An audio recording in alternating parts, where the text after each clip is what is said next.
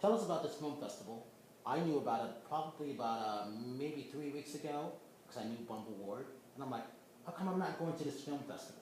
I want to know when I'm not going to a film festival because this stuff is important. Talk about how it came about. Well, the idea of the film festival was kind of an experimental thing to create solidarity and have some guest filmmakers come in and show their films. It's really toward an end goal, which is what I'm trying to do is buy a theater with some investors in Los Angeles, the Fine Arts Theater on Wilshire to be specific, and turn that into a nonprofit organization that shows independent films 365 days a year. Anyone can show their films there. Anyone. So if you've made a film and you've been turned down by Sundance, you've been turned down by Tribeca, you've been turned down by everybody, you can get your film in there for 1 or 2 nights, have people come and see it, get it reviewed, get it out there. That's the idea. So this is sort of a little mini think tank for that. When we're saying experimental, it's not just referring to content. Experimental is referring to the entire process of filmmaking, including distribution, and trying to figure out ways and means of getting films out there by people who are making films. And there's a lot of people making interesting films that are not seeing the light of day because distribution is really difficult. So it's not just about the films, the content. It's about how you make the films, ways of making the films, doing it at home, and getting the films out there. That's what experimental refers to. So we wanted to do something different from all the other film festivals which have people watching films. Like Sundance has 10,000 entries and 10 people watching 10,000 entries, supposedly, and choosing. We just chose them randomly. So we chose 7 random films out of a hat, and we programmed the films. And you'll be doing that hat choosing in front of everybody? It's done. It's done already. Okay. The films are programmed. There's a guest filmmaker for the first week that me and the key are playing, and they're playing for 2 weeks. For the first week, we've got at 5 o'clock every night, 7 guest films playing. And they were chosen randomly. I watched them afterwards, but they were chosen randomly. Were you happy with this list? Yeah, I'm really happy. That's wild. And they all kind of play off each other? It's not all the same genre? There's one that wasn't chosen randomly, which is Susan Traylor's film. She was my partner making me, and she made a great film that no one ever saw. Mm-hmm. And I'm making a point because no one ever saw this film, and it played at one weird film festival. It's a fantastic film. So she stars in it, she directed it. It's an incredible film. Jefery, what's that one called? It's called Welcome to California. Okay. So that is the only one. I actually insisted on playing that one. I love that idea because I'm always Michael C. Hall, I think, who owned the music hall, Wilshire Screening Room, and then the music hall at one point. And I think that's great because on our radio show, I champion all this independence like that. And we got a great track record going. We've had documentary filmmakers on who no one had any publicity, and they ended up winning the festival. Minnesota, Laughlin, and I had them come back and talk about that I'll tell you, experience. I feel kind of weird about the film festival. I don't want to be negative or anything, but I do feel a little weird about the film festival world. The big film festivals have turned into these corporations that have sponsors, and they have people working for them that are making huge salaries, and they need to put butts in seats. Mm-hmm. And so they're like booking, they're booking stars, star directors, star actors. It's not really like it was when I first started. Mm-hmm. And okay, so good for them.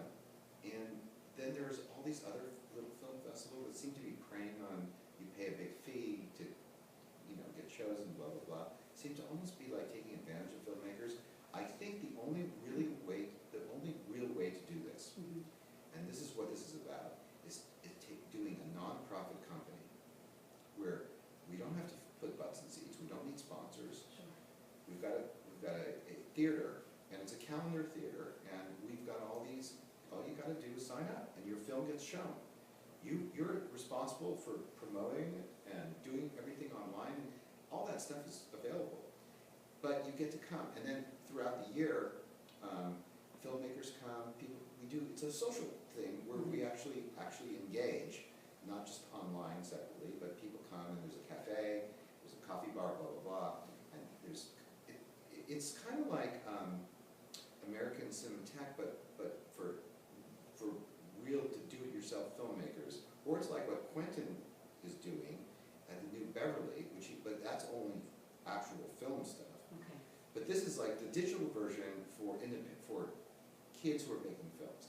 And we've got it in LA, and you can come here from anywhere in America and show your movies. And we're not gonna judge them.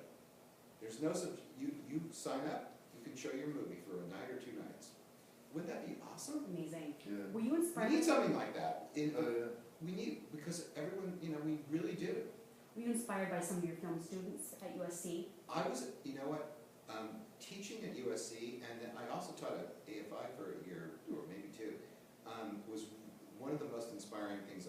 It made me a really, it took me to another height of filmmaking, because I'm a formalist, and I'm really into theory, and one of the things I would do with the students is we would have these things, and those were the days before DVD, it was Laserdisc, but I had all these, the Laserdisc, which had like Martin Scorsese analyzing everything. And I would have this thing where you bring in a sequence and you would analyze it for the class. Bring in one of your favorite sequences in a movie and do analysis. But before I do that, I would show them Martin Scorsese analyzing, Brian De Palma analyzing, Orson Welles analyzing on Laserdisc.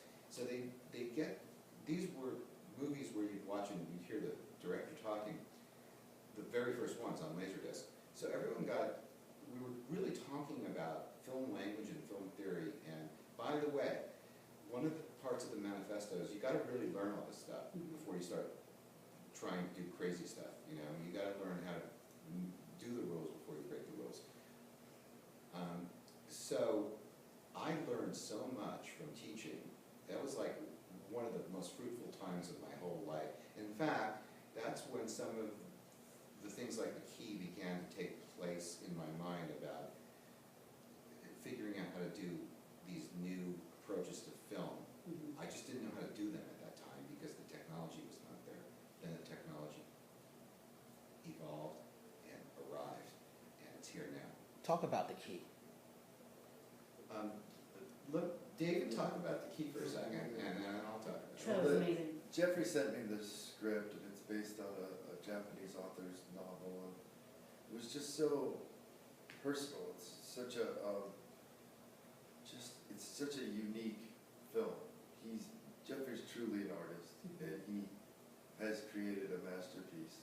And to be a part of it, like, it just really explores the relationship between a husband and his wife, and the complexities of that, and just trying to stay in love, fall in love, explore their sexual desires, and all my character really wants to do is please his wife and show her how much he loves her, and he accomplishes that, but through a series of things that happen that you couldn't really prepare for. But in the trailer, it sounded like she was no longer attracted to you after a certain point. And I think so many married couples can relate to that. Absolutely. But then you try to get her back, and then there's a whole... Yeah, relationships are super difficult, and just a male-female dynamic is so interesting as well. Absolutely. And is your daughter embarrassed in the movie? Don't you, your daughter, I do have a she daughter. unlocks the key and... Well, she's very, she's a bit of a troublemaker. She's kind of puppet master behind a lot of it. She's got a lot of resentment toward her parents, and she kind of gets in and helps cause a lot of the kind of weighs one against the other sort of thing? Okay, which I think is also relatable in a lot of families. Absolutely. Yeah, the key has I think it's a very transcendent movie in terms of themes about relationships, and I don't think there are many people that will see the movie and not relate to at least one thing, one theme, or one kind of idea in this movie in terms of relationships with a significant other, love relationships.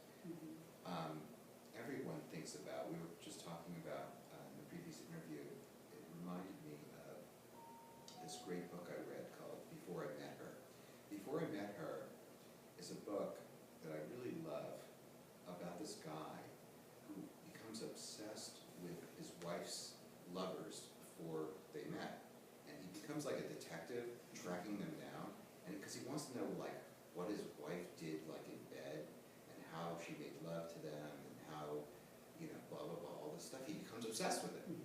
And so,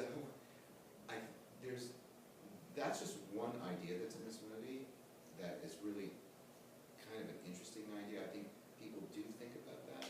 But there are many, many kind of archetypal themes going on.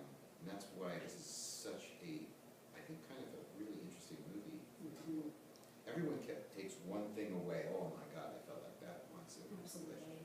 And now we talk on Facebook, X's, and try to see how we can compete and be better than the last one. That's So, correct. yeah, it's Can you quickly go into Me? Let's talk about that. Oh, so me, what happened with me was, so I started this studio, which I have. You know, I burned out from TV, completely burned out. I was doing hundreds of TV shows as a director, and this is before the golden age of TV. This is sort of I call it the mediocre age of TV. Although I did do some good shows, but, and I did discover some great actors like Heath Ledger. But I did burn out, and so I kind of retired for a while, and I was thinking about doing the studio and starting to make my own movies that I've been dreaming about since film school. And technology was kind of on the verge, and when it started crossing the verge, and I started experimenting with cameras. And so what happened, Me was this sort of, started as a test thing to see, I had all this equipment, and I had all these lenses, my Leica lenses that I've been collecting over the years, and my Canon lenses, and I started shooting, and I had this idea, and I got my friend Susan, who wrote it, she came aboard, and she really inspired me and said, let's do this, and she pushed me forward, Susan Traylor, and we just started doing it, and we started making this movie, and it was a test, but it started coming out really funny, so we kept doing it, and we turned it into a movie, and that's what made me realize I could do something as complicated as, the key is like an extremely complicated accomplishment. absolutely. So that's what made me, that was sort of the test run. Last question. Jefery, were you inspired by any particular reality show? Because it has gotten so narcissistic and so caught up in me, hence the name. Oh, well, Me was inspired by the entire reality culture. Okay. Okay, all the shows, which my wife is obsessed with, and she watches day and night, and I have to suffer through. So, but, and we have friends who are on the shows and so forth that won't Right. name. But yes, it was inspired by the entire culture, you know, and I just wanted to really, I kind of wanted to I don't know, do something with that. I thought it's just this whole sort of identity crisis with people is with everybody is just kind of interesting to me. But people like watching train wrecks, and that's why reality shows are so popular. And people want to be train wrecks. That's Right. the people who are into things. The They don't table- mind being, as long as they can become famous, they'll do The anything. table flip is Including even killing, respectful. they'll kill themselves, they'll cause their loved one to kill himself, or, I mean, it's still, how far people push it to become on a show and become famous. People who have nothing, they're not artists, they're just I mean, the whole culture is. But they're put on pedestals now, as we call it. So, the movie is like, who am I? What am I? You know, I mean, it's kind of an interesting. That's a meditation on identity. That's, if you look at the poster, that's why it's cut in half, because it's the public and the private Sure. personas. That's what that's about. Wonderful. Thank you so much on that. Thanks, you guys. Thanks, you guys. What a pleasure.